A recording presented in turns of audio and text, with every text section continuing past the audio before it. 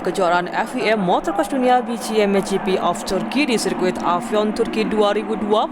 MS2 race pertama dimulai. Kali ini Tom Vialle yang berhasil melakukan Fox Hole Shot ketiga kalinya musim ini diikuti oleh Rene Hover di belakang Vialle. Di tikungan berikutnya di belakang Rene Hover, Kado Wolff dan Mattia Guadagnini. Kali ini pertarungan terjadi antara Mattia Guadagnini dan Kado Wolff. Dan akhirnya Mattia Guadagnini berhasil mendahului Kado Wolff untuk posisi keempat. Kemudian pertarungan Rene Hover dengan Tom Vialle memperebutkan posisi pertama dan akhirnya Vialle berhasil berada di posisi pertama. Beberapa saat kemudian Rene Hover di posisi kedua berhasil disusul oleh Mattia Guadagnini. Sekali lagi Rene Hover crosser 711 ini berhasil didahului oleh Judd Beaton sehingga sekarang Judd Beaton berada di posisi ketiga. Namun di akhir race Tom Vialle yang berhasil melewati garis finish disusul oleh Guadagnini kedua dan Beaton ketiga.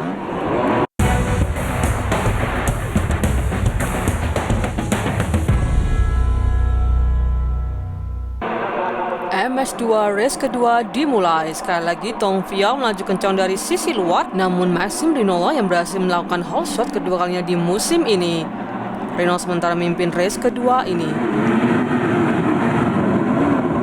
Di posisi kelima, Fernandez dan Fassetti bersenggolan dan akhirnya Fassetti terjatuh. Judd Beaton di posisi kedua dan Vialle ketiga.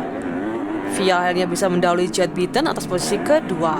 Dan urutan sekarang adalah Renaux, Vialle, Judd Beaton, dan Guadagnini. Pertarungan sengit kali ini antara Judd Beaton dan Guadagnini. Guadagnini terus menekan Judd Beaton untuk memperebutkan posisi ketiga. Kali ini Kado Wolff melompat keluar trek dan finish posisi ke-9. Pertandingan perebutan posisi ke-6 antara Ruben Fernandez dengan Jago Hirt.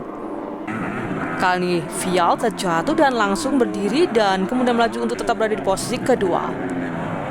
Fernandez kali ini kurang beruntung dan terjatuh di lap terakhir dari posisi 6 turun ke posisi 11. Dan di garis finish, Maxime Renaux berada di posisi pertama yang adalah kemenangan keempat kalinya musim ini disusul oleh Tom Vialle kedua dan Judd Beaton ketiga. Berikut hasil race kedua, Renaux pertama, Vialle kedua, Beaton ketiga, Guadagnini keempat, dan Hover kelima. Berikut hasil total poin Tom Vialle dengan kemenangan 10 GP-nya di urutan pertama disusul oleh Renaux kedua dan Beaton ketiga. Di podium, Tom Vialle berada di posisi pertama disusul oleh Maxime Renaux kedua dan sekaligus mampu mempertahankan kedudukannya di klasemen dan Judd Beaton ketiga. Tentu saja hari yang bagus, saya senang sekali dapat menang kembali. Terakhir menang di Rusia lalu dan kemudian saya mengalami cedera di tangan saya. Jadi istirahat musim panas benar-benar bagus. Saya sembuh. Saya rasa saya kembali di kecepatan saya yang semula.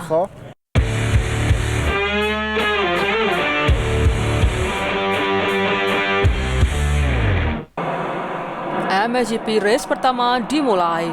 Prado, Goldenov, Fab melaju kencang dan Prado lah yang berhasil melakukan hole shot ke-6-nya di tahun ini. Ada Prado, Goldenov, Fab ada di bagian depan race pertama ini. Fab akhirnya dapat mendahului Goldenov atas posisi kedua. Dan kemudian tidak lama kemudian Jeffrey Herlings juga berhasil mendahului Goldenov di posisi ketiga.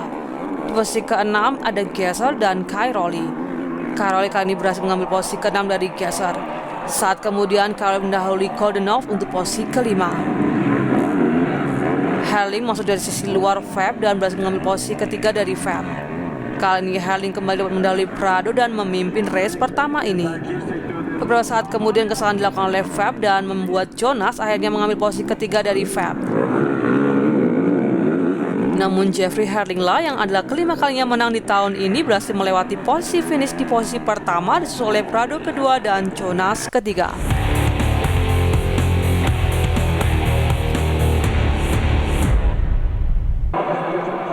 MotoGP race kedua. Sekali lagi Jorge Prado berhasil melakukan hole shot ke-7 kalinya tahun ini. Cairoli melesat dari sisi luar di antara Gesser dan Seward. Tim Gesser berada di sisi dalam dan berhasil mendahului Fab di posisi kedua. Peringkat 3 besar sementara Prado, Gesser, dan Fab. Paul Jonas melaju sangat kencang dan menabrak papan reklame batas trek melaju keluar trek.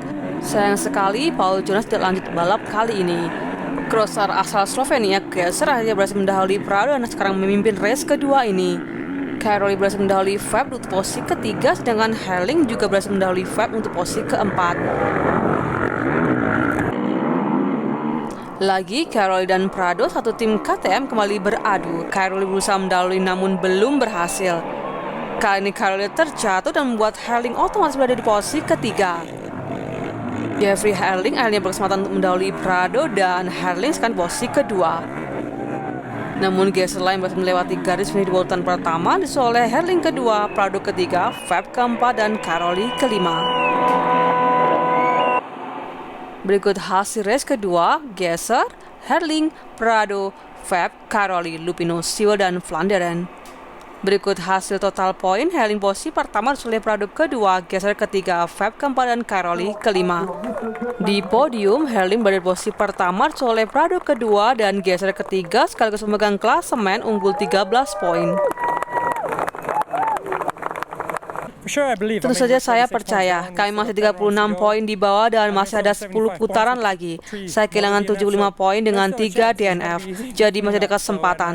Tidak akan mudah tentu saja, jadi saya sudah mengeluarkan joker saya. Hari ini hari yang bagus, race kedua bagus. Saya tidak merasa aman di spot saya sebelumnya.